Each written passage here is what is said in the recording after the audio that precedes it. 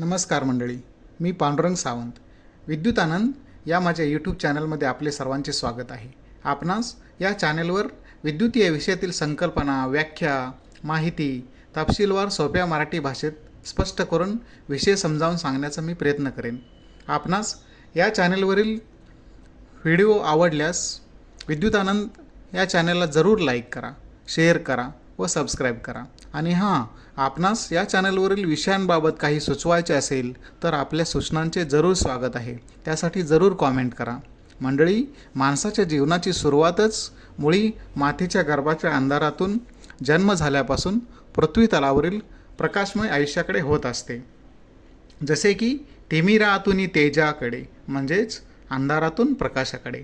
तर मी आपणास विद्युत आनंद या चॅनलच्या माध्यमातून विद्युत या विषयाबाबतच्या काही बाबतीत असणाऱ्या अज्ञानाच्या अंधकाराकडून ज्ञानाच्या प्रकाशाकडे नेण्याचा प्रयत्न करणार आहे.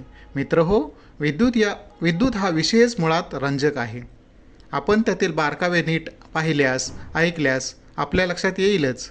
अपरिहार्य ठिकाणी इतर भाषेतील शब्द वगळता मी हा विषय मराठी भाषेतूनच समजावून सांगण्याचा प्रयत्न करेन. हे चॅनेल मराठी भाषेला वाहिलेले असेल. महाराष्ट्रात मराठी भाषेला राजभाषेचा दर्जा मिळवण्यासाठी अनेक लोक व संस्था पाठपुरावा करत होत्या. त्यांच्या या प्रयत्नांना नुकतेच यश मिळालेले आहे व मराठी भाषेला राजभाषेचा दर्जा मिळालेला आहे. केंद्र सरकारकडून उच्च शिक्षण मातृभाषेतून देण्याकरता वाटचाल सुरू आहे. उच्च शिक्षणाचे अभ्यासक्रम, संदर्भ पुस्तके मराठी भाषेत तयार झालेली आहेत. भाषेच्या अडसरामुळे शिक्षणापासून कोणीही वंचित राहू नये यासाठी सरकारही प्रयत्नशील आहे. तसेच येत्या नवीन शैक्षणिक वर्षापासून नवीन शैक्षणिक धोरण लागू होण्याची शक्यता आहे. त्यामध्ये प्राथमिक शिक्षणातील काही इयत्तांपर्यंत मातृभाषा हा विषय सक्तीचा करण्यात आलेला आहे. कोणत्याही मातृभाषेतील शिक्षण हे संकल्पना स्पष्ट होण्यास मदतीचे ठरू शकते.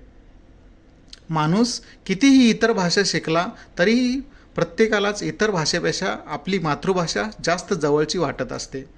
याबाबत आपणास एक छोटीशी कथा सांगतो. एकदा अनेक विविध भाषा अवगत असलेला एक व्यक्ती एका प्रसिद्ध गुरूंच्याकडे आला व आपल्याला असलेल्या अनेक भाषांच्या प्रभुत्वाबाबत हुशारकीने सांगू लागला.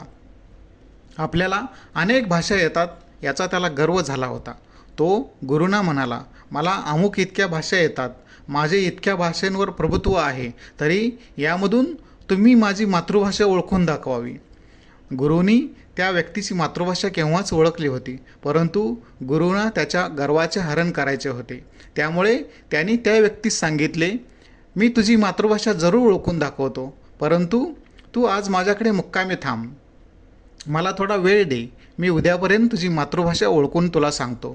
गुरूंनी सांगितल्याप्रमाणे त्या व्यक्तीस मुक्कामी ठेवून घेऊन त्यास रात्री भरपूर खाऊ पिऊ घातले व तो व्यक्ती मध्यरात्री गाढ झोपेत असताना अचानक त्याच्या अंगावर पाणी ओतले. मग तो व्यक्ती झोपेतून खडबडून जागा होत बडबड करत अंथरुणात उठून बसला. झोपेतून उठताना त्याने कानडी भाषेत बडबड करत उठला होता. समोर पाहतो तर गुरु उभे होते. त्याने पाहताच गुरु त्याला म्हणाले, झोपेतून जागे होताना तू कानडी भाषेत बडबड करत उठलास, तीच तुझी मातृभाषा आहे. माणूस कितीही कोणत्याही भाषा शिकला तरी आपली मातृभाषाच त्याला जास्त जवळची वाटत असते. तू कितीही भाषा शिक, परंतु त्याचा गर्व करू नकोस, ही शिकवण गुरूंनी त्याला दिली. गुरु बोलले, तुझी मातृभाषा मी कालच ओळखली होती, परंतु तुला जो तुझ्या भाषा प्रभुत्वाचा गर्व झाला होता त्याचे हरण करायचे होते. त्या व्यक्तीला आपली चूक कळली. त्याने गुरूंच्या पाया पडून माफी मागितली.